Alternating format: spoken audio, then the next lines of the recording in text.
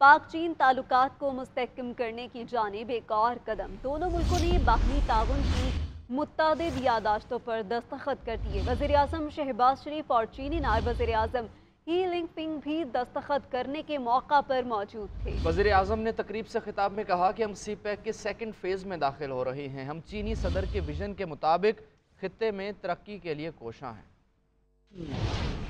पाक चीन दोस्ती नई बुलंदियों की जानिब गामजन है। दोनों मुल्कों में मुफाहमत की याददाश्तों पर दस्तखत। वज़ीर आज़म पाकिस्तान और चीनी नायब वज़ीर आज़म की भी तकरीब में शिरकत। चीनी नायब वज़ीर आज़म ही लिफिंग प्राइम मिनिस्टर हाउस पहुंचे तो शहबाज शरीफ ने उनका पुरतपाक इस्तकबाल किया। वज़ीर आज़म ने मोअज़्ज़ज़ मेहमान को खुशामदीद कहा। वज़ीर ख़ारजा बिलावल भुट्टो ज़रदारी, इसहाक डार और एहसन इकबाल भी इस्तकबाल के लिए मौजूद रहे। शहबाज शरीफ ने चीन के नायब वज़ीर आज़म का वफाकी वज़रा से तारुफ करवाया। वज़ीर आज़म शहबाज शरीफ और चीनी नायब वज़ीर आज़म के मबैन 1-on-1 मुलाकात हुई। अहम मीटिंग में दो तरफा ताल्लुकात, सरमायाकारी और तजारत समेत दीगर उमूर पर तबादला ख्याल किया गया। चीन और पाकिस्तान ने मुफाहमत की मुतादिद याददाश्तों पर दस्तखत किए। वफाकी वज़ीर मनसूबाबंदी एहसन इकबाल और चीनी वज़ीर ने दस्तखत किए। इस मौका पर वज़ीर आज़म शहबाज शरीफ और चीनी नायब वज़ीर आज़म भी मौजूद रहे। वज़ीर आज़म शहबाज शरीफ ने कहा कि चीनी नायब वज़ीर आज़म की पाकिस्तान आमद पर खुशी हुई। सीपैक से दोनों ममालिक के अवाम में रिश्ता मजबूत हुआ। Under CPEC, more than $25 billion worth investment took place in power sector, road infrastructure, hydropower sectors. And today we have signed certain important documents which will further enhance our economic cooperation. वज़ीर आज़म ने ML1 और Karachi circular railway के मंसूबों की अहमियत पर भी रोशनी डाली। वज़ीर आज़म शहबाज शरीफ और चीन के नायब वज़ीर आज़म ली फिंग की मुलाकात का एलामिया जारी कर दिया गया है। मुलाकात के दौरान दोनों फ़रीक़ैन ने दो तरफ़ा ताल्लुकात के मुतअद्दिद पहलुओं सी पैक और इक़्तिसादी और मालियाती ताउन पर तबादला ख्याल किया। ऐवान सदर में होने वाली खुसूसी तकरीब में चीनी नायब वज़ीर आज़म को पाकिस्तान के आला तरीन एजाज़ हिलाल पाकिस्तान से नवाजा गया।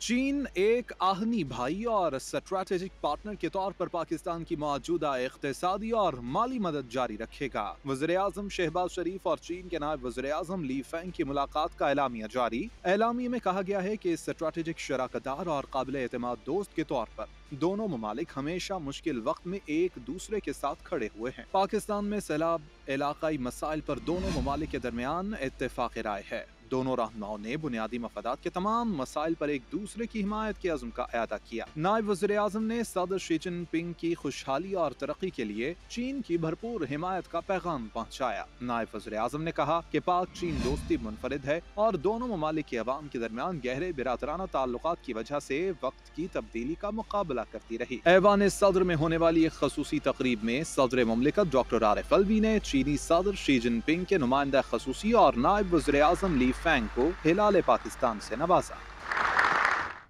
मईशत से जुड़ी खबर शामिल करें। स्टेट बैंक का शरह सूद 22% पर बरकरार रखने का फैसला। गवर्नर स्टेट बैंक की मॉनेटरी पॉलिसी का ऐलान कर दिया। जमील अहमद कहते हैं रवां साल महंगाई की शरह 20 से 22% रहने की तवक्को है। 2025 के अख्ताम तक महंगाई की शरह 5 से 7% आने की तवक्को है। मजीद कहा कि अगले 2 साल GDP की ग्रोथ 2 से 3% रहने की तवक्को है। आइंदा साल कुछ अदायगियाँ रोल ओवर हो जाएंगी। दिसंबर तक ज़र मुबादला के ज़खायर बेहतर हो जाएंगे।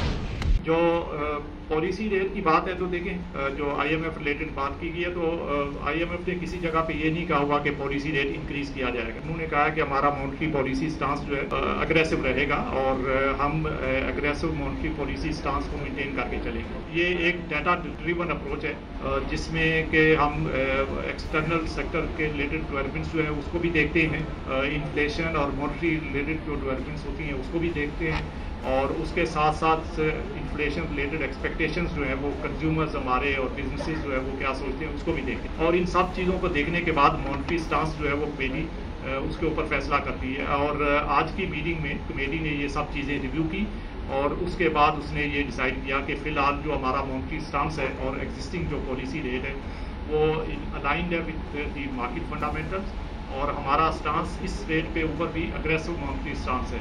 अगर हम उसको कट करने की बात करते हैं तो वो शायद लूजनिंग ऑफ मॉनेटरी स्टांस होता है, बट क्योंकि हमने मेंटेन किया हुआ है, गवर्नमेंट ने मेजर्स लिए, उसको भी असेस किया और उसका इम्पैक्ट भी असेस किया, और उसके बाद कमेटी ने डिसाइड किया कि इस लेवल के ऊपर रेट मेंटेन करके भी स्टिल फॉरवर्ड लुकिंग बेसिस पे हमारा जो रियल इंटरेस्ट रेट है वो पॉजिटिव रहेगा।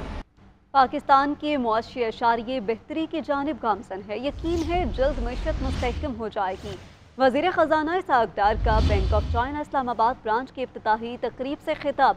कहा, नवाज शरीफ ने चीनी क़यादत के साथ मिलकर सी पैक मनसूबा शुरू किया। मजीद कहा कि 2017 में पाकिस्तान को आलमी मईशत की दर्जाबंदी में 24वें नंबर पर लाए थे, अब भी मईशत बेहतरी की जानिब गामजन है। बैंक ऑफ चाइना तरक्की की रफ्तार तेज़ करने का जरिया बनेगा। I also would like to congratulate the President of the Bank of China and his team for the CM to open the second branch. The cooperation with the Pakistan authorities. We have tremendous support starting from the Ministry of Finance from China, Ministry of Foreign Affairs from China. Now moving from stability to growth again. Let me remind you that just 5 years ago, Pakistan was 24th global economy. We had the best economic indicators. The whole world was praising connectivity of Gwadar to the border of China. I think that will be. This is the first discussion we had in May 2013. It was followed by our visit after Prime Minister Nawaz Sharif took oath to China, Beijing, and then this idea of CPEC formalized, which is obviously an extension of One Belt, One Road, the great initiative and great idea of His Excellency President Xi. I'm sure our cooperation will take our partnership both in terms of economic and diplomatic ties in the world, to the further new heights. महंगाई से मरती आवाम के लिए एक के बाद एक मुश्किल, महंगी बिजली और महंगी गैस के बाद अब एलपीजी की कीमत में भी बड़ा इजाफा कर दिया गया है।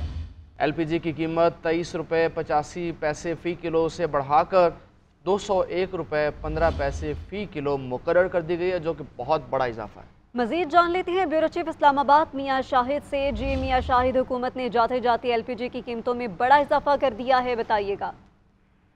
जी, ओगरा ने नोटिफिकेशन जारी कर दिया है। एलपीजी की कीमतों में बड़ा इजाफा है। 23 रुपये 86 पैसे फ़ी किलोग्राम एलपीजी की कीमत जो है वो महंगी कर दी गई है, और अभी जो घरेलू सिलेंडर है उसकी कीमत में 281 रुपये 51 पैसे इजाफा हो चुका है। घरेलू सिलेंडर जो 11.8 किलोग्राम का था, उसकी नई कीमत 2,373 रुपये 64 पैसे मुकर्रर की गई है। जुलाई में ये कीमत जो थी वो 2,092 रुपये 13 पैसे फी किलोग्राम फी सिलेंडर थी, और अभी इसका नोटिफिकेशन जारी कर दिया गया है। अगस्त के लिए ये कीमतें हैं। अगस्त में जो एलपीजी की कीमत नई मुकर्रर की गई है वो 201 रुपये 15 पैसे फी किलोग्राम है। जी, बहुत शुक्रिया ब्यूरो चीफ इस्लामाबाद मियां शाहिद अपडेट करने के लिए। पाकिस्तान में तैनात सऊदी सफ़ीर नवाफ बिन साइदुल मालिकी की JUI के सरबराह मौलाना फजलुर रहमान से मुलाकात हुई है। सऊदी सफ़ीर ने बाजोड़ धमाके पर मौलाना फजलुर रहमान से इजहार ताज़ियत किया। आतिफ, इस मुलाकात का अहवाल बताइए। ये पाकिस्तान में तैनात सऊदी सफ़ीर नवाफ बिन सईदुल मालिकी की JUI के सरबराह मौलाना फजलुर रहमान की रिहाइशगाह आमद हुई और मौलाना फजलुर रहमान से अहम मुलाकात हुई है। सऊदी सफ़ीर ने बाजोड़ धमाके पर मौलाना फजलुर रहमान से इजहार ताज़ियत की है। मुलाकात में बाजोड़ धमाके के शोहदा के बुलंद दर्जात के लिए दुआ मग़फ़िरत, जख्मियों की जल्द सेहतयाबी के लिए दुआ की गई है। इस मुलाकात में मौलाना अब्दुल गफूर हैदरी, सेनेटर मौलाना अताउर रहमान, वफाकी वज़ीर मौलाना असदुर रहमान, डिप्टी स्पीकर कौमी असम्बली जाहिद अकरम दुरानी भी मौजूद थे। इस मुलाकात में पाक सऊदी ताल्लुकात समेत जो दीगर अमूर हैं उन पर भी तबादला ख्याल किया गया है। बहुत शुक्रिया आतिफ। बात करेंगे तोशाखाना केस की समाअत की। इस्लामाबाद की मकामी अदालत ने चेयरमैन तहरीक इंसाफ को अपना बयान रिकॉर्ड करवाने के लिए कल सुबह 9 बजे की मोहलत देते हुए समाअत मुलतवी कर दी है, और दौरान समाअत जज हुमायूं दिलावर ने रिमार्क्स दिए कि चेयरमैन तहरीक इंसाफ के मुताबिक आशूरा की छुट्टियों के बायस 342 का बयान नहीं रिकॉर्ड कराया जा सकता। चेयरमैन PTI के वकला ने एतराज़ किया कि तेजी से ट्रायल चलने पर गैर जानिबदारी से ट्रायल नहीं चल रहा। तफसीलात इस रिपोर्ट में।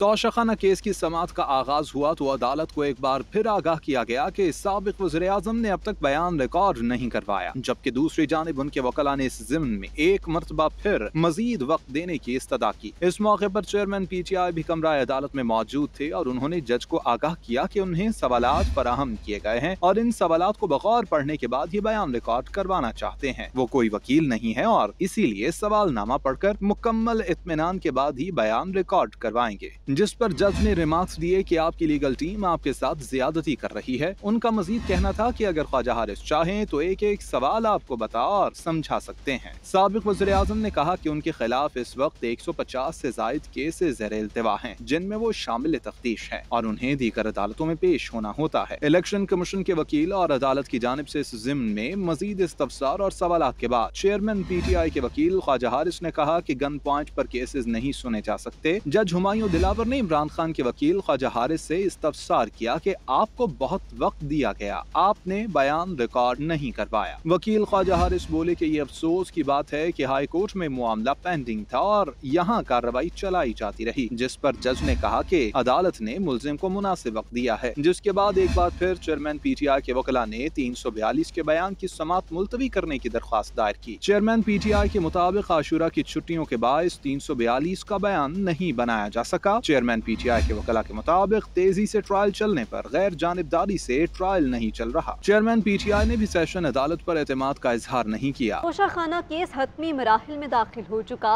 सब कुछ बताना होगा। चेयरमैन PTI हीले बहाने बना रहे हैं। ये जवाब देने से कासिर हैं। अता तारड़ कहते हैं इनके जराइम की फहरिस्त बहुत लंबी है, सवाल कुछ पूछा जाता है, जवाब कुछ दिया जाता है। मामला तोशाखाना से चोरी का है। नवाज शरीफ बेगुनाह होने के बावजूद अदालतों में पेश होते रहे। अदालत के दायरा इख्तियार के साथ साथ ट्रायल जज पे अदम एतमाद करते हुए ट्रायल कोर्ट से कभी हाई कोर्ट से कभी सुप्रीम कोर्ट से कभी वापस हाई कोर्ट। तो ये जो कलीमुल्लाह से समीउल्लाह से कलीमुल्लाह खेला जा रहा है पिछले 11 माह से, इसका कोई ना कोई मंतकी अंजाम है। इस केस ने कहीं ना कहीं जाके इख्तिताम पजीर होना है, मगर अनहोने वाकयात हो रहे हैं और वाकयात ऐसे हो रहे हैं कि जो पाकिस्तान की अदालती तारीख में कभी नहीं हुए। सवाल कुछ पूछा जाता है, जवाब कुछ दिया जाता है। अब आज जब इमरान नियाजी को कोर्ट में पूछा गया, ये सवाल हैं जिनके जवाब आपने देने हैं, ये सवाल आप 35 सवाल इसका जवाब दें। बहाने सुने, मुझे आशूरा के दौरान ये सवाल मिले थे, मैं पढ़ नहीं सका। नंबर 2, मुझे अपने अकाउंटेंट से मशवरा करना है। नंबर 3, मेरे पे 100 से जायद केस हैं, मैं इस केस पे तवज्जो नहीं दे सका। केस जब अपने आखिरी मराहिल में दाखिल है, इस तरह के हीले बहाने, वो बच्चे नहीं कहते कि जी वो बिल्ली मेरा होमवर्क खा गई थी, मैं होमवर्क नहीं कर सका, उस पे पानी गिर गया था। इस तरह के लेम एक्सक्यूजेस बनाए जा रहे हैं अदालत के रूबरू। अदालत से राह फरार इख्तियार किया जा रहा है। आज न्याजी साहब के चेहरे पे घबराहट है, कहा करते थे घबराना नहीं है, शदीद घबराहट है। आज जवाब देने को कोई नहीं है। अहम खबर आपको देंगे। Lahore high court Rawalpindi bench ने GHQ हमला केस के 10 मुल्ज़िमान की जमानत बदस गिरफ्तारी का तफसीली फैसला जारी कर दिया। फैसले में कहा गया, बादी नजर में इंसदादी दहशतगर्दी एक्ट की दफा 7 का इतलाक नहीं पाया जाता। इसी हवाले से मजीद तफसीलात जान लेते हैं फैज अहमद से। जी फैज अहमद। जी, Lahore high court Rawalpindi bench ने GHQ हमला केस में 10 मुल्ज़िमान की जमानत बादल गिरफ्तारी का तफसीली फैसला जारी कर दिया। फैसला जस्टिस नूरुल हक पन्नू और जस्टिस सफदर सलीम शाहिद पर मुश्तमिल डिवीजन बेंच ने किया। अदालत ने 27 जुलाई को मुख्तसर फैसले में शहरियार अफरीदी, असमतुल्लाह खान और नाजिया बीबी समेत 10 मुल्ज़िमान की जमानत मंजूर की थी। 9 मई को GHQ हमला केस में ना कोई जख्मी हुआ, ना कोई आर्मी ऑफिसर मतई बना। अदालत GHQ के अंदर और बाहर CCTV फुटेज कैमरे को कब्जे में नहीं लिया गया। अदालत शनाख्त परेड के दौरान फौज के किसी मुलाजिम को भी शामिल नहीं किया गया, ना कोई गवाह। अदालत GHQ में किसी खतून को नामजद नहीं किया गया। मौके पर मौजूद पुलिस अफसरान ने मुजाहिरीन को बहुत शुक्रिया फैज अहमद तफसीलात से आगाह करने के लिए।